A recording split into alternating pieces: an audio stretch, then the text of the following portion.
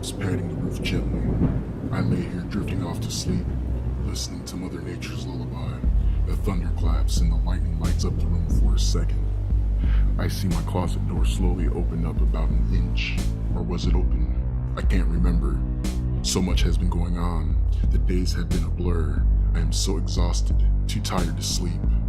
I haven't really been getting much sleep. I feel like I am always being watched, and there are times I feel like I am being followed.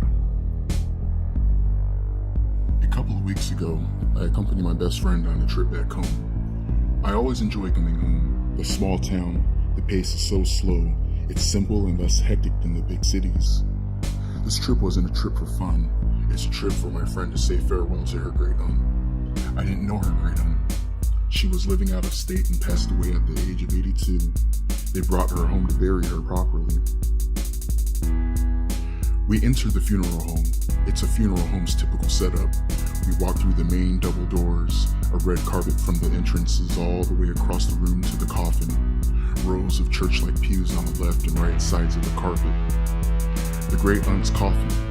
My eyes tunnel vision and locked in on it. My friend intertwines her arm around mine. We begin to walk down the aisle, a deathly bride-like walk to the altar. It was the longest walk ever. It seemed to drag on way longer than the few seconds it actually took. We step up to the coffin. I glance down at her great aunt. The melting of the face, no longer held firm by the muscles. Her brown clay-like skin, her makeup done, and her earrings in. She looked like she was on her way to her last trip to bingo. The traditional style dress was the only thing that stands out. It was beautifully made. Her jewelry, her bracelets, and her rings have the sterling silver gleams in the dull lighting of the funeral home. The turquoise is nicely polished on them. My friend pulls away and I turn back and look in the direction she runs. Her family stands in the middle of the room. They seem to open up and consume her as she makes it to them. They embrace her as she breaks down and falls to the floor.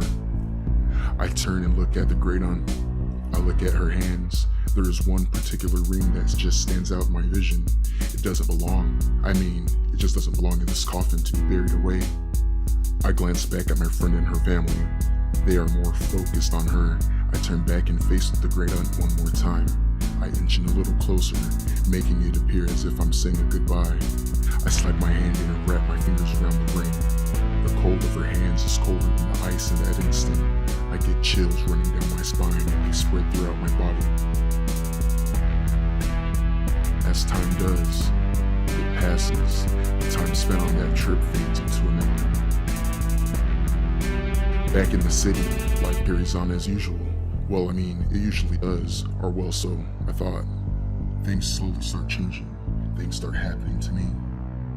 At first, when I slowly start falling asleep, just as I'm entering my dreams, the sound would bring me back out of them. It would immediately stop when I would open my eyes. Now it wakes me up out of my dream. I can lay there, and sometimes it just carries on for a couple of seconds, but never any longer than that. The sound of a rocking chair, the grind of the wood on the wooden floors. Maybe it's my neighbors that live above me, because I definitely don't have a rocking chair. I don't even have wood floors. They are carpeted. Or am I just imagining all of this? I would make every excuse in the world trying to justify the sounds. I talked with my landlord. I told him the old person who rocks at night has been keeping me awake at night. He reassured me there were no tenants who owned a rocking chair. He just had his quarterly walk through the building yesterday, conveniently enough while I was at work, right? Sunday, the night before this long work week, I walked into the bathroom. I began washing my face with water. Now I debate on what to do. Sit up all night and fall asleep on my way to work. The joys of public transportation. Always wondered what could make someone so tired as to sleep on the bus. Well, now I guess I know why. I look at the bottle of melatonin. I need some sleep so I can't be waking up so easily. I open up the bottle and I pop 3 of them. Good thing I don't have to be awake until 9. Jeez, I'm so drained. I lay in bed. I play on my phone until my eyes start getting heavy. I double check my alarm. I plug in my phone so it can charge, and I get comfy. Then I start to drift. I hear the slightest creak. I open my eyes. I listen hard, and nothing. I can't keep my eyes open.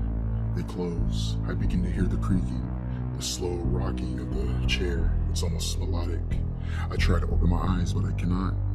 I feel my body sinking into the bed. If that rocking would just quit. I open my eyes. The creaking slowly stops. I sit up. I look towards the closet door, and it's cracked over an inch.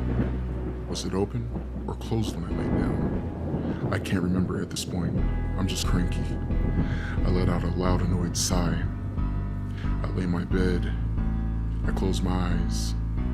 The rocking chair starts back up. I immediately open my eyes and sit up fast, and then I see it by my closet door. I see it perched on the wall, a dark shadow-like figure, its arms stretched out, and its hand on the closet door. It sits perfectly still. My eyes widen in terror. My jaw dropped open. I now watch it as it makes the rocking chair creaking noise with the closet door, opening it ever so slow, slowly closing it back.